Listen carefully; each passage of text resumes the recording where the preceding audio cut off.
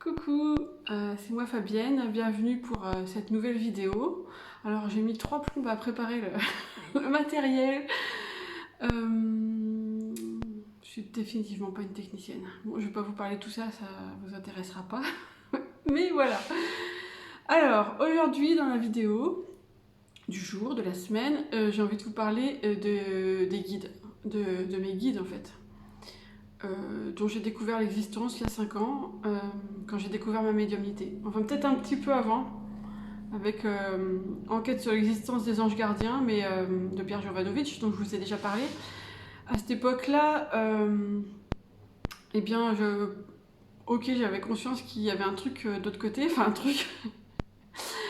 Ok, donc il y avait des anges gardiens, mais ça restait quand même très abstrait pour moi. Enfin, j'avais constaté qu'ils existaient puisqu'ils m'avaient manifesté leur présence, mais ça restait très éthéré, etc. Quoi. Enfin, je sais pas comment dire ça, mais pas dans la vraie vie, quoi. En même temps, la médiumnité, enfin, le contact avec les autres plans, je sais pas si on peut dire que c'est la vraie vie. Si, c'est la vraie vie d'une certaine façon, mais pas la vie matérielle. Enfin bref, c'est pas le sujet du jour. Et donc, en mars 2016, je me suis dit, ok, enfin, avant mars 2016, je me suis dit, ok, donc il y a les anges, ça existe. Bon, d'accord, moi je suis athée, mais bon, les anges, ils existent, hein, je peux pas dire le contraire, ils m'ont bien montré leur présence. Et puis quand j'ai eu ma guidance mission de vie, et que là j'ai compris qu'il y avait vraiment des guides de l'autre côté qui étaient comme nos meilleurs amis, ça m'a vraiment fait un choc émotionnel. Et là j'ai commencé vraiment à m'intéresser aux guides. Parce qu'avant c'est vrai que pour moi les guides c'était des anges. Et pour certains, je crois que ça l'est encore. Enfin, ça dépend, je pense que ça dépend de ce qu'on projette, de nos croyances, etc. Et pour moi, donc, mes guides, c'était mes meilleurs amis de l'autre côté, c'est-à-dire des êtres non incarnés, enfin qui sont plus incarnés, et qui sont de l'autre côté, qui sont nos meilleurs amis. Enfin, je vois ça comme ça, vraiment, pour nous aider à avancer dans cette vie, à relever les challenges qu'on s'est fixés nous-mêmes un peu de manière masochiste parfois. Et donc, j'ai envie de vous raconter comment moi, j'ai fait connaissance avec mes guides. C'était pas du gâteau. Alors au début,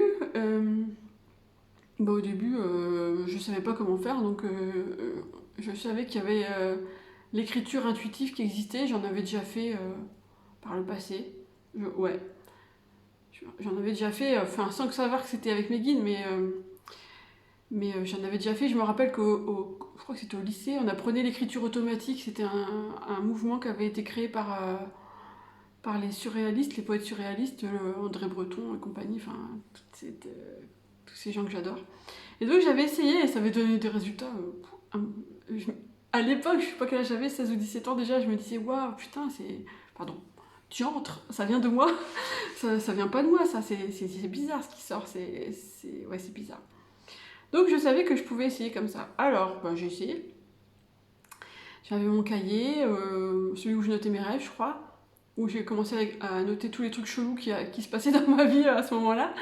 Et donc j'ai commencé aussi à noter ce que je captais quand j'essayais de me connecter à mes guides. Et comment vous dire que c'était très frustrant, parce que ce que je captais, c'était des mots, souvent les mêmes. Il y avait souvent lumière, amour. C'était des jolis mots, quoi, mais c'était des mots. Et puis ça revenait, je sais pas, je captais peut-être 5 lignes de mots. Et c'était les mêmes mots qui revenaient, lumière, amour, et puis souvent il y avait un prénom qui revenait, au début je comprenais pas pourquoi. Arthur. Je dis pourquoi Arthur, enfin, je comprenais pas. J'étais un peu lente à la détente. Hein. Et puis j'ai fini par comprendre, à me dire, c'est peut-être le prénom d'un de mes guides, ça Arthur. Donc du coup je m'adressais à Arthur pour essayer de capter des messages par la suite. Alors c'était plus des mots, ça pouvait être des phrases, mais c'était très éthéré, quoi. C'était très peace and love. Et ça m'agaçait parce que moi je voulais avoir des messages comme ceux que j'avais eus à travers ma mission de vie, quoi. Enfin, je voulais des phrases normales d'un ami qui écrit à un autre ami et qui me dit tiens Fabienne, n'oublie pas d'aller acheter du pain. Non, pas ça, mais un ami qui me dit où j'en suis, où je dois aller, quoi. Et là c'était lumière, amour, bah ouais, mais donc j'étais frustrée et ça me saoulait même à la fin, parce qu'en plus, je sais pas si je vous l'ai dit, mais je suis pas du tout patiente. Enfin, je me suis beaucoup améliorée, hein, un Delphine, mais j'étais pas du tout patiente à l'époque et ça me saoulait. Je voulais que ça vienne tout de suite à moi et ça marchait pas. Donc je me suis dit, bon, qu'est-ce qu'il faut faire pour vraiment recevoir le message de mes guides. Bah, j'ai essayé de faire des méditations. Alors sur YouTube, il y en a plein, hein. Enfin, si vous tapez méditation, communication avec votre guide, vous allez en trouver plein. Elles se valent pas toutes du tout. Bon, moi j'en ai trouvé une qui m'inspirait confiance, donc je l'ai écouté, j'ai visualisé mon guide, j'ai très bien visualisé même, et c'était super beau, et c'était un décor magnifique, et voilà. Et là j'étais contente, mais je me disais, en fait, moi je peux y arriver qu'en écoutant des méditations, parce que sinon j'y arrive pas, quoi. Sinon je suis trop dans mon mental, je pense, où je capte que des mots, et pendant que je capte, je me demande si c'est moi ou si c'est pas moi, enfin, c'est pas fluide. Donc voilà. En fait, je me connectais pas tant que ça à mes guides, mais quand je voulais me connecter, j'utilisais cette méditation. Et puis Christophe Jacob, mon ami Christophe, il a développé les musiques de la connaissance qui permettent de se connecter à plein de trucs. Enfin, c'est un magasin de jouets, ce truc. On peut se connecter à plein de trucs, nos vies antérieures, nos vies parallèles, enfin voilà. Et je me suis dit, ah, mais super, il en a fait une sur les guides. Donc quand je suis allée à son séminaire, je crois que c'était en 2017. Ouais, la première fois c'était en 2017. Non, il n'y avait pas encore la connaissance. C'était en 2018. Donc quand j'y suis allée, je commençais déjà à bien connecter les guides. Mais cette musique-là, celle que j'ai captée, enfin ce que j'ai capté avec la musique de Christophe sur la connaissance avec les guides, c'était incroyable de précision, je me rappelle encore. Et il y avait tellement d'amour. Enfin, c'était super beau. J'ai adoré. Et donc c'est vrai qu'avec les musiques, je contournais le problème du mental et de mettre la pression pour y arriver, parce que en fait je déposais mon pouvoir dans les mains de la musique, d'une musique, et ça marchait.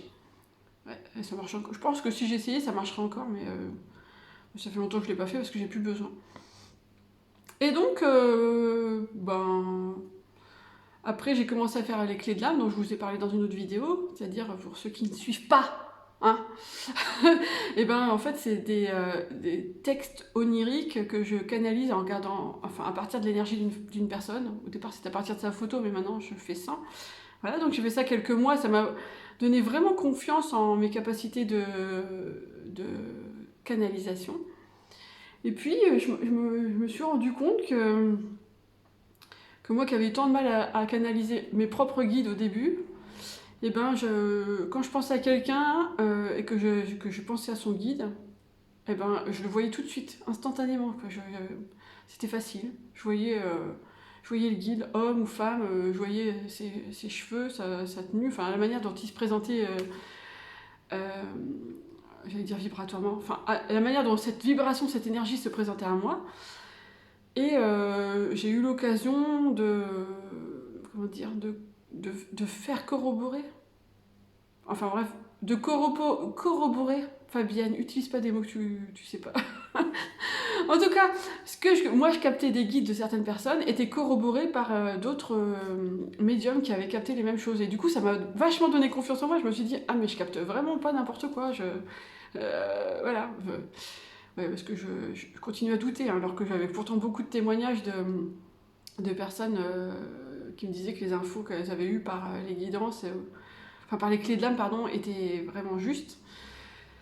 Et donc, comme j'ai eu la confiance que ce que je captais des guides, d'autres le captaient, je me suis dit, ok, bon, bah, je vais faire des guidances aussi, je vais faire les guidances pour mes clients, quoi.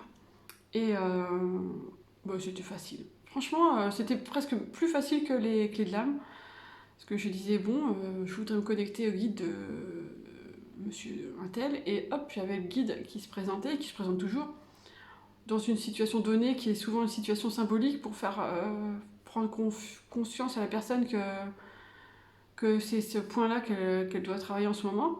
C'est marrant d'ailleurs, je sais pas pourquoi ils font ça, parce qu'au début, quand je captais mes guides, ils faisaient pas ça, mais en même temps, c'était beaucoup moins fluide ce que je faisais. Mais quand je captais les guides, mes guides ou les guides des autres, c'était pas, ça marchait pas comme ça. Mais maintenant, c'est presque systématique que quand je me connecte au guide de quelqu'un, la première chose que je vois, c'est ce guide dans une situation donnée qui est une situation symbolique. Je sais pas comment dire. Par exemple, si je vois un guide à table et qui fait un grand geste en enlevant tout ce qu'il y a sur la table, eh ben, je sais que le guide, il veut dire à la personne, au consultant, qu'il faut qu'il fasse table rase du passé, qu'on oublie ce qui s'est passé avant et qu'on part sur de nouvelles bases, vous voyez. C'est ce genre de choses. Là, j'espère que vous comprenez mieux. Et donc voilà, moi qui avais du mal au début à capter mes guides, je captais très bien, je capte encore très bien les guides des autres. Et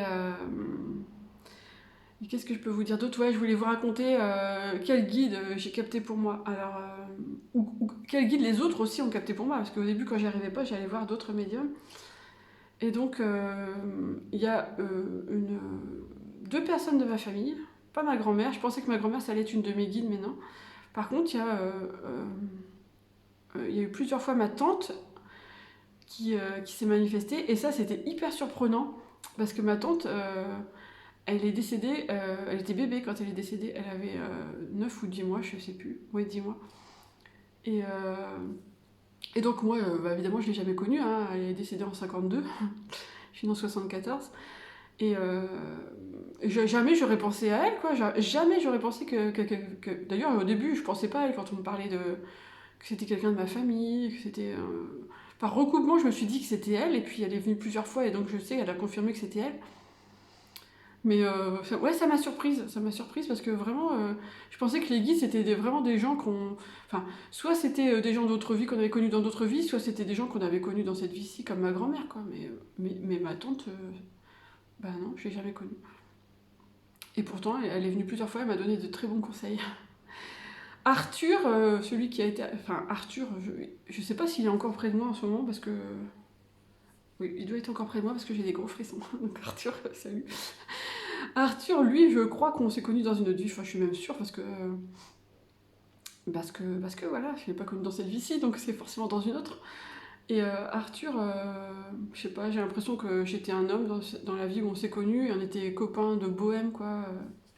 Peut-être à Paris, parce que Paris, ça revient souvent. Ouais, confirmation, c'est pratique aussi les confirmations par les frissons, hein. Donc il y avait Arthur, il y avait Marie-Madeleine, donc ma tante. Ensuite, il y a une autre personne de ma famille que j'ai pas réussi à identifier parce que le prénom, vraiment, ça me disait rien. Mais il y a deux médiums différents qui m'ont sorti ce prénom-là et qui m'ont dit que c'était quelqu'un de ma famille. Donc là, ça m'a laissé plus que perplexe.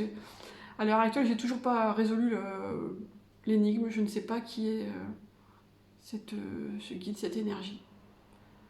Moi, je pensais que c'était Marie-Madeleine et que la première médium avait mal capté le prénom, mais quand il y en a une deuxième médium qui m'a dit la même chose, là, j'ai dit...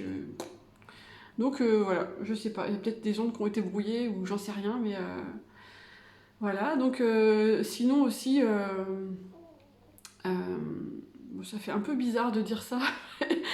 Et pour tous les athées qui me regardent et les gens qui croient pas aux religions, je m'excuse.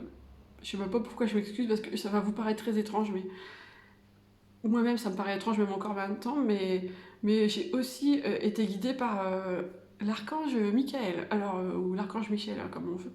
Ça c'est très très bizarre pour moi, c'est très déstabilisant parce que encore maintenant j'ai vraiment très beaucoup de mal avec les religions, surtout la religion catholique, mais en fait toutes les religions. Et les anges et les archanges, vraiment c'est pas du tout mon délire. Mais j'ai constaté que, comme je vous le disais tout à l'heure, les énergies des anges, je les ai eues autour de moi, donc je peux difficilement nier leur existence. Et les archanges, alors là, comment vous dire que c'est vraiment... Enfin, c'est pas mon monde, quoi. Mais pourtant, vraiment, j'ai canalisé moi-même l'archange Michael plusieurs fois et je m'y attendais pas et c'était vraiment puissant. Et je peux vous dire que c'est... même si j'adore Arthur, Marie-Madeleine et tous les autres, là, au niveau émotion, vibration, c'est nettement le cran au-dessus. Et d'ailleurs, je suis émue rien d'en parler, c'est fou, hein, mais ouais. Donc l'archange Michael, il a été mon guide et je crois qu'il l'est encore. Et je pense que si je retournais au Mont-Saint-Michel, ce serait très très fort. Ce que je voulais dire aussi avec les guides, c'est que c'est vraiment bizarre parce que je suis quelqu'un de très indépendant et autonome. Et, et du coup, j'ai pas l'habitude de demander de l'aide à quelqu'un. Enfin, c'est bizarre. J'ai l'habitude de me débrouiller toute seule, quoi. Donc, j'ai pas vraiment l'habitude, même encore maintenant, de demander l'aide de mes guides. Et je sais que malgré tout, ils m'aident parce que des fois, j'ai des idées qui m'arrivent et je sais que ça vient d'eux. Donc, merci. Merci. Et je sais pas si c'est facile pour eux. Enfin, ils ont pas de problème d'ego comme nous on a, hein. Mais je sais pas si c'est facile pour eux de guider quelqu'un qui est comme moi, qui fait pas appel à eux souvent, quoi. Je, je peux me débrouiller toute seule, je suis grande. Et je sais que j'y gagnerais à faire plus souvent appel à eux. J'y gagnerais, mais j'y pense pas. En fait, j'y pense dans les moments où vraiment je suis pas dans la mouise, mais où j'ai vraiment intensément besoin d'avancer dans une direction et je sais que là j'ai besoin d'eux, donc là je pense à faire appel à eux. Mais c'est dans la vie de tous les jours, j'y pense pas forcément souvent, quoi. Et évidemment, c'est les cordonniers qui sont les plus mal chaussés parce que c'est ce que je dis aux élèves de ma formation, réussissez enfin à communiquer avec vos guides. Je leur dis, n'hésitez pas à faire appel à eux, vous les dérangez jamais, ils sont là pour vous, c'est votre pacte d'incarnation, quoi. Ils sont là pour vous aider. Et je le pense vraiment. Mais moi, le problème, c'est pas que j'ose pas les déranger, c'est juste que j'y pense pas. Donc voilà, mes chers guides, je vous promets que j'essaierai de vous solliciter plus souvent. De toute façon, je sais qu'ils sont pas rancuniers ni aigris, puisque c'est pas du tout, ils ont pas du tout le mental qui les pourrit. Donc eux, ils sont dans le pur amour, quoi. C'est beau. Ils n'ont pas toutes ces barrières que nous, on a, qu'on essaye d'enlever au fur et à mesure de nos vies. Et ça s'arrête jamais, parce qu'une barrière, on enlève une autre, une couche, on enlève une autre, on amène une autre. Donc voilà, je crois que j'ai tout dit sur mon histoire avec les guides, qui est bien sûr pas du tout finie. Si ça vous intéresse, si vous vous dites que vous n'êtes pas capable de communiquer avec vos guides parce que vous êtes trop dans le mental, comment j'ai fait moi, hein? J'ai réussi, donc voilà. Et ben j'ai créé une formation. Si j'arrive à me débrouiller, je mettrai un petit i là, j'aime bien faire ça. Un petit i avec le lien vers la page de présentation de cette formation qui s'appelle Réussissez enfin à communiquer avec vos guides. C'est une formation que j'adore, que j'ai développée vraiment en écoutant les, comment dire, les remarques de mes abonnés, ce qu'ils avaient envie de savoir par rapport à leur guide, pourquoi ils étaient bloqués dans leur communication avec leur guide, parce que j'ai envie que tout le monde soit autonome par rapport à ça. C'est tellement beau d'être en connexion avec ses guides, même si on pense pas forcément à se connecter à eux, comme je vous le disais, moi je suis quelqu'un d'assez indépendant, mais je sais pourtant quand ils sont là près de moi, qu'ils se manifestent, et c'est beau, et ça fait du bien de se sentir soutenu, quoi. Donc voilà, cette formation-là, vous verrez je mettrai aussi dans la barre d'infos, elle décrit vraiment toutes les étapes pour réussir à communiquer avec vos guides, dépasser la barrière du mental qui est présente chez beaucoup de gens, je sais. Reconnaître ce qui vient de vos guides et ce qui vient de votre imagination ou de votre mental, apprendre dans quel moment, quelles sont les meilleures circonstances pour communiquer avec vos guides. Il y a plein d'exercices, il y a plein d'astuces et de conseils pour y arriver. J'ai vraiment voulu faire ça très pragmatique parce que je suis quelqu'un de pragmatique et j'aime pas le blabla ésotérique, voilà. Donc voilà, c'était mon histoire avec les guides et merci d'être allé jusqu'au bout. Et je voulais vous dire aussi, normalement j'aurais dû dire ça au début de la vidéo, mais je dis ça à la fin parce que je suis pas logique. Merci pour tous vos messages et vos commentaires pour les premières vidéos de ma chaîne, ça m'a fait super chaud au cœur et votre accueil m'a vraiment touchée et du coup je suis motivée à fond pour faire d'autres vidéos. En plus j'ai plein de trucs à dire encore, donc ça tombe bien. Donc je vous dis à la semaine prochaine pour la prochaine vidéo et saluez vos guides de ma part. Salut. Si j'arrive.